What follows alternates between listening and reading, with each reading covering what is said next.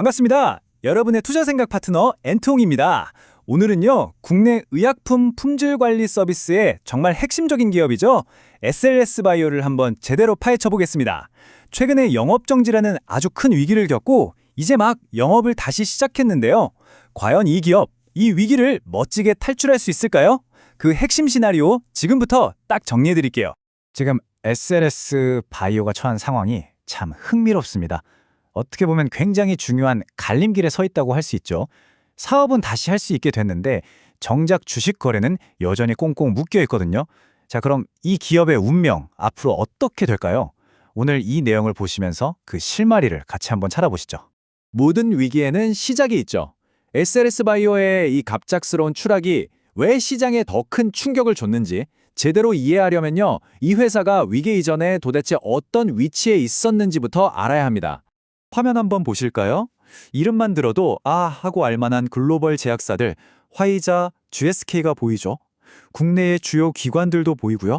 이게 그냥 협력사 명단이 아닙니다.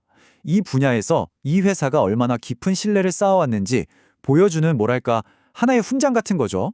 그랬기 때문에 이렇게 잘 나가던 선두주자의 갑작스러운 추락이 시장에 더 큰 충격을 준 겁니다. 위기는 정말 한순간에 찾아왔습니다. 2025년 6월 이전까지는 흑자도 잘 내고 아주 탄탄한 기업이었는데 6월 9일 식약처로부터 영업정지 처분이라는 철퇴를 맞습니다. 그 결과 3분기 매출은 그냥 바닥으로 곤두박질 쳤고 결국 주식 거래까지 멈춰버렸죠. 다행히 10월 24일에 사업 재인가를 받아서 한숨은 돌렸지만 보시다시피 아직 진짜 싸움은 끝나지 않은 겁니다. 자, 그렇다면 이 영업정지가 남긴 상처 과연 얼마나 깊었을까요? 지금부터는 구체적인 숫자를 통해서 그 파괴적인 결과가 어땠는지 한번 확인해 보겠습니다. 이 그래프를 한번 보시죠. 와, 정말 극명하게 보여주네요. 영업정지 이전에는 분기마다 평균 27억 원 정도 아주 안정적인 매출을 올리던 회사였어요.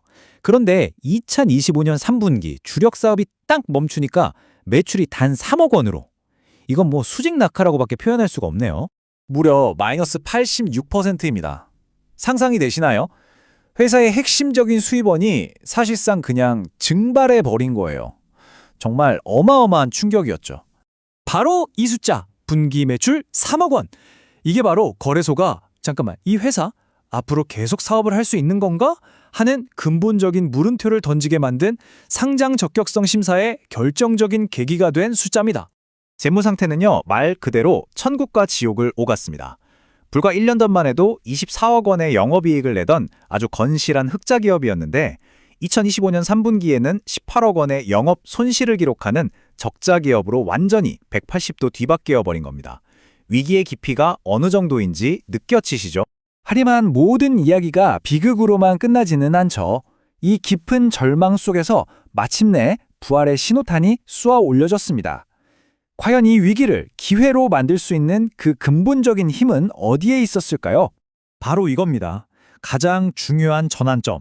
2025년 10월 24일 식약처로부터 품질시험기관으로 재인가를 받은 것. 이게 단순히 이제 다시 일해도 좋아 이런 허가를 넘어서요.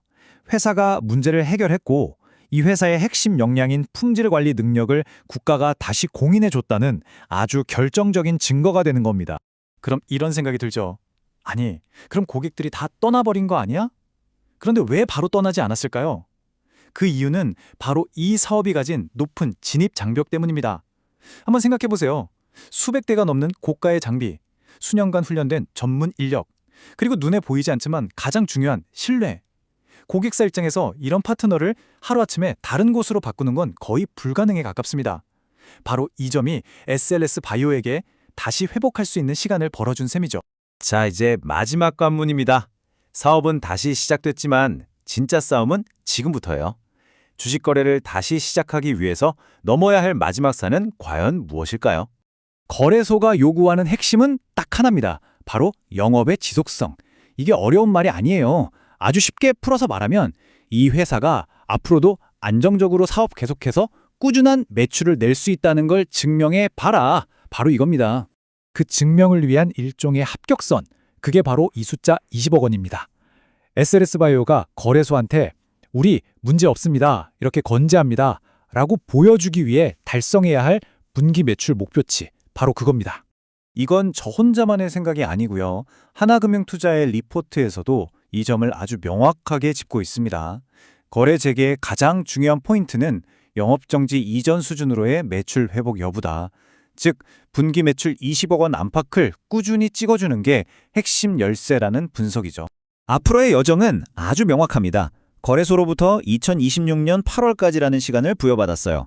자, 1단계, 그동안 밀려있던 물량과 새로운 주문을 빠르게 처리해서 2단계, 분기 매출 20억 원 수준을 꾸준하게 달성하고 마지막으로 이걸 통해서 안정적인 수익성을 증명해야만 거래소의 최종 심사를 통과할 수 있는 겁니다.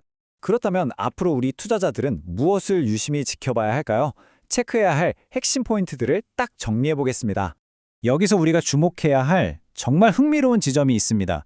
이 회사가 단순히 살아남는 데에만 내달리고 있지 않다는 거예요.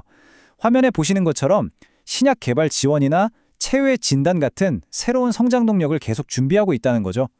물론 당장의 생존은 품질 관리 사업의 회복에 달려 있지만 이 회사의 더 먼 미래 가치는 바로 이곳에서 결정될 수도 있습니다. 그래서 앞으로 우리는 이 네 가지를 계속해서 질문해야 합니다. 첫째, 분기별 실적이 발표될 때마다 매출이 20억 원에 가까워지고 있는가? 둘째, 떠났던 고객이 돌아온다거나 새로운 계약 소식이 들리는가? 셋째, 새로운 사업인 체외 진단은 잘 진행되고 있는가? 그리고 마지막으로 가장 중요한 한국거래소에서 어떤 공시를 내놓고 있는가? 이 네 가지가 핵심입니다. SLS 바이오는 최악의 추락에서 일단은 생존했습니다. 하지만 진짜 질문은 이제부터 시작이죠. 과연 이 기업은 생존을 넘어서 과거의 영광을 되찾고 다시 정상의 자리에 오를 수 있을까요? 그 답은 앞으로 남은 10개월에 달려 있습니다. 오늘 분석은 위기를 딛고 다시 출발선에 선 SLS 바이오의 현재 상황을 짚어봤습니다.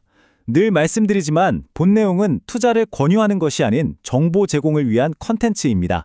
모든 투자의 최종 판단과 책임은 투자자 본인에게 있다는 점 꼭 기억해 주시기 바랍니다.